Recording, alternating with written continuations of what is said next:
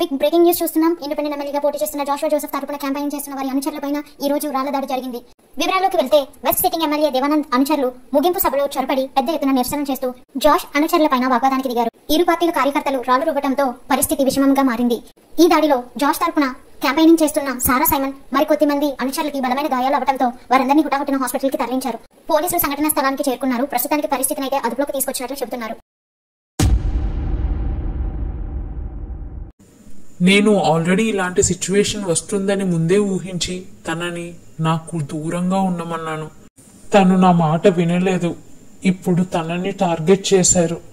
అయ్యో, ఈ అమ్మాయికి ఇలా జరిగిందా?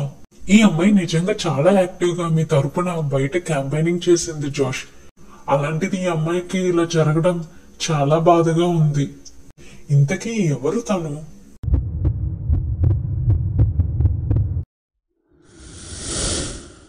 మీ టైం బాగుండి చాలా చిన్న చిన్న గాయాలతోనే బయటపడ్డారు సారా. నిజంగా అది మీ అదృష్టమనే చెప్పాలి. ఫోర్ హెడ్ పై మాత్రం కాస్త డీప్ గా ఇంజరీ అయింది, కానీ కంటికి మాత్రం ఏ ప్రమాదం లేదు. బట్ మీరు మాత్రం చాలా జాగ్రత్తగా ఉండాలి సారా. డైలీ ఇంజరీకి డ్రెస్సింగ్ చేయాలి. 1 వీక్ మెడిసిన్ వాడితే సరిపోతుంది. నెక్స్ట్ వీక్ బ్యాండేజ్ తీసేయచ్చు. Thank God. ఓకే సారా, మీరు ఇంకా ఎక్కువ స్ట్రెయిన్ అవ్వకండి. రెస్ట్ తీసుకోండి. ఒక 2 అవర్స్ లో మిమ్మల్ని డిశ్చార్జ్ చేస్తాను. ఓకే, చాలా థ్యాంక్స్ డాక్టర్. ఇప్పుడే జాష్ అన్నకి విషయం తెలిసి స్టేషన్ నుండి కాల్ చేశాడు సారా. ఓ అవునా? ఏమంటున్నారు తను? నాకేం కాలేదు, బాగానే ఉన్నానని చెప్పారా? లేదంటే చాలా టెన్షన్ పడతారు. అంత లేదు. ఆల్రెడీ అన్న న్యూస్ లో మొత్తం జరిగిన ఇన్సిడెంట్ అంతా చూసాడట. అందుకే నన్ను తిట్టకుండా తిట్టాడు. చాలా కోపంగా ఉన్నాడు. అయ్యో, సో సారీ అజయ్. పాపం నా వల్ల మీరు ఇబ్బంది పడుతున్నారు. అన్న తిట్టినందుకు నాకేం బాధగా లేదు సారా. కానీ ఇక మిమ్మల్ని ఎట్టి పరిస్థితిలో కూడా క్యాంపెయినింగ్ కి తీసుకువెళ్ళొద్దు అని జాష్ అన్న నాకు గట్టిగా వార్నింగ్ ఇచ్చారు. మీరు ఇంటికి వెళ్ళి రెస్ట్ తీసుకోండి సారా. ఇక ఇవన్నీ మేము చూసుకుంటాం. నిజానికి నా వల్లే మీకు ఇలాంటి సిచ్యువేషన్ వచ్చింది. నేను గనక మిమ్మల్ని బయటికి రమ్మని కంపెల్ చేయకపోయి ఉంటే మీరు ప్రమోషన్ వర్క్స్ తోనే ఉండేవారు తప్ప క్యాంపెయినింగ్ కి వచ్చి ఉండేవారు కాదు. అయ్యో, మీరు అలా ఫీల్ అవ్వకండి అజయ్. నాకేం కాలేదు కదా, నేను బాగానే ఉన్నాను కదా. ఇన్ఫ్యాక్ట్ మన వాళ్ళకి తగిలిన దెబ్బలు నాకు చాలా తక్కువే తగిలాయి. జస్ట్ ఇంకో 3 డేస్లో క్యాంపెయినింగ్స్ క్లోజ్ అయిపోతాయి కదా. ఇప్పుడు రాజేష్కి కూడా చాలా ఎక్కువ దెబ్బలు తగిలాయి. తను ఇప్పుడు బయటకు రావడం కూడా కష్టం. పైగా మీరు ఒక్కరే ఇవన్నీ మేనేజ్ చేసుకోవడం అంత ఈజీ కాదు అజయ్. సో నా మాట వినండి. జాష్కి ఏం తెలియనివ్వద్దు. మెల్లిగా మేనేజ్ చేద్దాం. లేదు సారా, ఇప్పుడు బయట సిచ్యువేషన్ అస్సలు బాగాలేదు. ఇప్పుడు వాళ్ళ ఫోకస్ అంతా మీ మీదే ఉంది. నాకు తెలిసి వాళ్ళకి విషయం లీక్ అయినట్టుంది. అందుకే మిమ్మల్ని టార్గెట్ చేశారు. ఆఖరికి జాష్ అన్న ఇన్నాళ్ళు దేనికోసం భయపడ్డాడో చివరికి అదే జరిగింది. దేవుని దయ వల్ల ఈ రోజు మీకేం కాలేదు. లేదంటే ఈ రోజు ఏమైండేదో ఊహించుకుంటేనే భయంగా ఉంది. ఇక మీదట మీరు బయటికి రాకపోవడమే మంచిది. జరిగేదేదో జరుగుతుంది. నేను ఆల్రెడీ డాక్టర్ తో మాట్లాడాను. మిమ్మల్ని ఇంటికి తీసుకువెళ్ళొచ్చు అన్నారు. సో వెళ్దాం పదండి.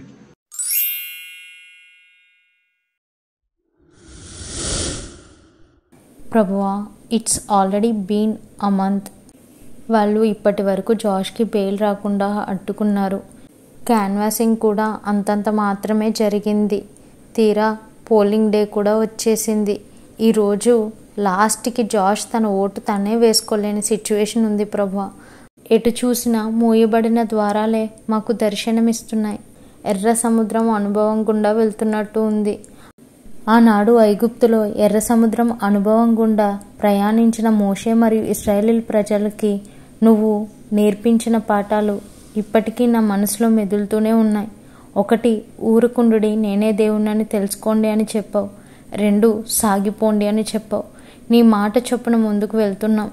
జాష్ని ఖచ్చితంగా గెలిపించు అని అడగను, కానీ రిజల్ట్ ఏదైనా సరే ఎదుర్కొనే శక్తి మాకివ్వు తండ్రి. ముఖ్యంగా జాష్ని పడిపోకుండా కాపాడు. పోలింగ్ ప్రశాంతంగా జరిగేలా చూడు. ఆమేన్.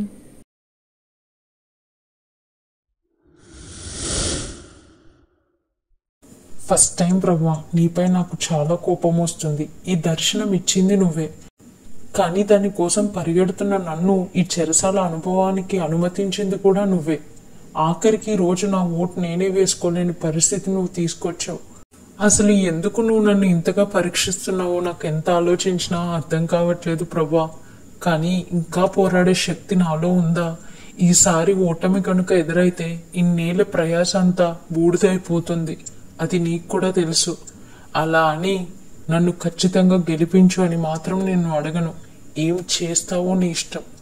అన్నిటికీ సిద్ధంగానే ఉన్నాను నేను. ఎందుకంటే ఇంతకన్నా కోల్పోవటానికి నా జీవితంలో ఇక ఏం మిగల్లేదు. ఇప్పుడే బ్రేకింగ్ న్యూస్ అందుతుంది. సిటీ వెస్ట్ పోలింగ్ బూత్ లో ప్రస్తుత వెస్ట్ సిట్టింగ్ ఎమ్మెల్యే దేవానంద్ యొక్క అనుచరులు పోలింగ్ బూత్ లో రిగ్గింగ్ కి పాల్పడినట్లుగా ప్రతిపక్షాలు ఆరోపిస్తున్నాయి. వీటికి సంబంధించిన డీటెయిల్స్ మనకి మరికొద్ది క్షణాల్లో మన ప్రతినిధి అందజేయబోతున్నారు. గతంలో కూడా ఈ యొక్క పోలింగ్ బూత్స్ లో రిగ్గింగ్ జరిగినట్లుగా అనేక ఆరోపణలు ఉన్నాయి. కానీ ఇప్పటి వరకు అయితే ఎలక్షన్ కమిషన్ ఎటువంటి చర్యలు తీసుకోలేదు. హైలీ సెన్సిటివ్ జోన్ గా ఉన్న ఈ వెస్ట్ పోలింగ్ బూత్స్ లో ఇక మీదట పరిస్థితి ఎలా ఉంటుందో కూడా చర్చనీయాంశంగా మారింది. ప్రతిపక్షాలు చేస్తున్న ఆరోపణలకు తగిన ఆధారాలు సబ్మిట్ చేస్తేనే గాని ఎటువంటి చర్యలు తీసుకోబోమన్నట్లుగా ఈసీ స్పష్టం చేసినట్లు మనకు న్యూస్ అందుతుంది. ప్రస్తుతానికైతే భద్రతా దళాల యొక్క మోహరింపు మధ్య పోలింగ్ ప్రశాంతంగా జరుగుతున్నట్లుగా మనకు న్యూస్ అందుతుంది. మరిన్ని వివరాలు బ్రేక్ తర్వాత చూద్దాం. గాడ్, ఏంటిదంతా? అసలు ఏం జరుగుతుంది? ఈ దేశంలో ఇంకా మార్పు రాదా? నువ్వు ఇవన్నీ చూస్తూ కూడా ఎలా ఊరుకుంటున్నావు ప్రభా? జాష్కి ఎందుకు ఇంత పరీక్ష పెడుతున్నావు ప్రభా? సరిపోయింది. ఇలా అయితే ఇక జాష్ గెలిచినట్టే. కనీసం సానుభూతి ఓట్లు పడినా గెలుస్తాడు అనుకున్నాను. ఇప్పుడు అది కూడా జరిగేట్లేదు. ఏంటో. మమ్మీ ప్లీజ్ కొంచెం ఆపుతావా? కాస్త పాజిటివ్గా మాట్లాడితే నీ సొమ్మేం పోతుందట. ఆహా, ఇప్పుడు నేను మాట్లాడిన మాటలకి గెలిచేవాడు కాస్త ఓడిపోతున్నాడా? అయినా ఇవన్నీ అవసరమా తనకి? మంచిగా చదువుకున్నాడు. ఏదో ఒక జాబో బిజినెస్ చేసుకోవచ్చు కదా. పెద్ద పెద్ద వాళ్ళే ఈ తలనొప్పులు తట్టుకోలేక రాజకీయ సన్యాసాలు తీసుకుంటుంటే జాష్కి ఎందుకంటే ఇవన్నీ? ఇప్పుడు చూడు, పెళ్లి కాకుండానే తన కోసం స్టేషన్ల చుట్టూ కోటల చుట్టూ తిరుగుతున్నాం. ఆఖరికి తన కోసం పరిగెట్టి ప్రాణాల మీద కూడా తెచ్చుకున్నావు. ఇప్పటికైనా నువ్వు సరైన డెసిషన్ తీసుకోకపోతే జీవితాంతం ఇలానే ఉంటుంది సారా. అసలు తనతో నీ పెళ్లి చేద్దాం అనుకున్నప్పటి నుండి ఏదో ఒక అడ్డంకి వస్తూనే ఉంది. అసలు ఇది దేవుని చిత్తం కాదేమో, అందుకే ఇన్ని అవాంతరాలు వస్తున్నాయేమో. ఒకసారి ఆలోచించుకోసారా, ఇది జీవితమ్మా. తనతో ఇప్పుడే ఇన్ని పోరాటాలంటే ఇంకా జీవితాంతం ఇంకెన్ని పోరాటాల గుండా వెళ్లాలో ముందే ఆలోచించుకో. నీ మంచి కోసమే చెప్తున్నాను. తర్వాత నీ ఇష్టం. కావాలని కష్టాలు మాత్రం కొని తెచ్చుకోకు. ఆ అబ్బాయే వద్దు నువ్వు దూరంగా వెళ్ళిపో అని చెప్తుంటే నువ్వెందుకే తన చుట్టూ హచ్చుకోకల్లా తిరుగుతూ తన చేత అన్ని మాటలు అనిపించుకున్నావు. దేవుడు కూడా కొన్నిసార్లు ఇది మనది కాదు అని హింట్ ఇస్తూనే ఉంటాడు. అప్పుడే తెలుసుకోవాలి. నేను చెప్పాల్సింది చెప్పాను, వింటే బాగుపడతావు. ఓఫో ప్రభువా, ఏంటిది నాకు? ఇప్పటి వరకు జాష్తోనే ఒక పోరాటం అంటే ఇప్పుడు మళ్ళీ ఇంట్లో అమ్మతో ఒక పోరాటం మొదలైంది. ఎలా ఇవన్నీ నేను తీసుకునేది? నా వల్ల కావట్లేదు ప్రభువా. నిజంగా అమ్మ చెప్పినట్టు అసలు నేను కరెక్ట్ దారిలోనే ఉన్నానా, లేదంటే నేనేమైనా నా దర్శన విషయంలో పొరపాటు పడుతున్నానా? ప్లీజ్ ప్రభువా, నాకేదో ఒక క్లారిఫికేషన్ ఇవ్వు. సారా, ఎర్ర సముద్రం ఎదురైంది అని వెనక్కి పోవద్దు. సాగిపోవుడి అని వాగ్దానం ఇచ్చింది నేనే. అలాగే ఎర్ర సముద్రాన్ని ఎదురుగా ఉంచి ఫరో హృదయాన్ని కఠినపరిచి అతని రథాల ద్వారా ఇశ్రాయేలీయుల్ని తరుమజేసింది నేనే. దానికి కారణం నా ప్రజల్ని నేను నాశనం చేయాలని కాదు, వారి శత్రువుల్ని ఎర్ర సముద్రంలో సమాధి చేయాలని. ఆ రోజు ఆ భీకర కార్యము గూర్చిన సాక్ష్యము విన్న ప్రజల గుండెలన్నీ ఎట్లా కరిగిపోయాయో అలాగే మీ సాక్ష్యం కూడా అనేక హృదయాల్ని నా తట్టు త్రిప్పబోతుంది. సారా, భయపడక ముందుకు సాగిపో. నమ్మిక మాత్రం ఉంచు, అద్భుతం చూస్తావు. థ్యాంక్స్ లార్డ్, ఫైనలీ జాష్కి బెయిల్ దొరికేటట్టు చేసావు. అలాగే తన్ని క్షేమంగా బయటికి తీసుకొచ్చావు. నీకు ఎన్ని థ్యాంక్స్లు చెప్పినా తక్కువే. థ్యాంక్ యూ సో మచ్ ఏసయ్య. నిజంగా ఇన్ని రోజుల తర్వాత నేను చూడడం చాలా సంతోషంగా ఉంది జాష్ అన్న. అవన్నీ తర్వాత, ముందు కరెంట్ స్టేటస్ ఏంటో చెప్పజే. Is everything okay? లేదన్నా, ఏం బాగాలేదు. ఫైనాన్సెస్ అన్ని డ్రైన్ అవుట్ అయిపోయాయి. లాస్ట్ మినిట్ లో మన ప్రపోజల్స్ చాలా ఎక్కువ డిమాండ్ చేశారు. తప్పక వాళ్ళు అడిగింది వాళ్ళకి ఇవ్వాల్సి వచ్చింది. దానికి అడిషనల్ గా క్యాంపైనింగ్, క్యాన్వాసింగ్ బిల్స్ కూడా ఆల్మోస్ట్ ఎస్టిమేటెడ్ అమౌంట్స్ కన్నా మించి అయ్యాయి. నువ్వు లోపల ఉండటంతో ప్రమోటర్స్ కూడా ఎక్కువ ఛార్జ్ చేశారన్నా. ఇది పరిస్థితి. అబ్బా అజయ్, ఇప్పుడే కదా తను బయటికి వచ్చింది, కాస్త గ్యాప్ ఇవ్వండి. ఇంటికి వెళ్ళాక ఇద్దరు కూర్చొని తీరిగ్గా మాట్లాడుకోండి. అజయ్, నువ్వు అర్జెంటుగా తనని తన ఇంట్లో డ్రాప్ చేసి రారా. తను ఇక్కడ నిమిషం కూడా ఉండకూడదు. జాష్ ఎందుకు ఇంత స్ట్రేంజ్గా బిహేవ్ చేస్తున్నాడు? పాపం అన్న, తనే కదా నీ అబ్సెన్స్ లో మాతో పాటు నీ కోసం పరిగెట్టింది. నిజంగా ఏం తెలియకపోయినా నీ కోసం అంత కష్టపడిన తనకి please show some respect. Please stop it Ajay. నేనేం చేయాలో నువ్వు నాకు చెప్పక్కర్లేదు. తనని ఇంట్లో దిగబట్టిరా, అంతే. No more discussions. తన కోసం ఇంత ఆలోచించినందుకు నాకు దొరికిన రెస్పెక్ట్ ఇది. థ్యాంక్స్ జాష్, చాలా మంచి గిఫ్ట్ ఇచ్చావు.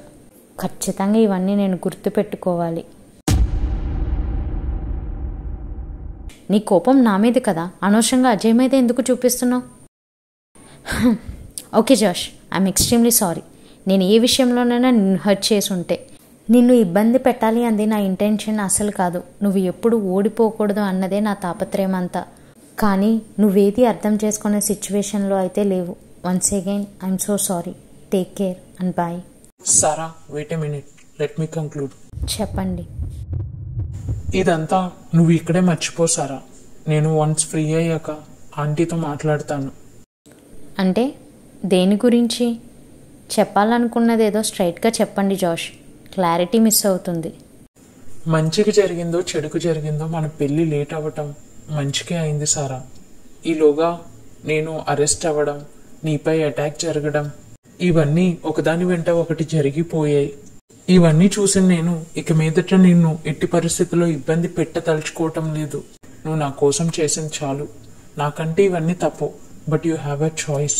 So better you choose a peaceful life over me. అసలు ఏం చెప్పదలుచుకుంటున్నావు జాష్? మ్యాటర్ చాలా సింపుల్. నువ్వు నన్ను వీలైనంత త్వరగా మర్చిపోయి ఆంటీ చూసే మ్యాచ్ చేసుకొని ఒక పీస్ఫుల్ లైఫ్ చూస్ చేసుకో. అదే నీకు చాలా మంచిది.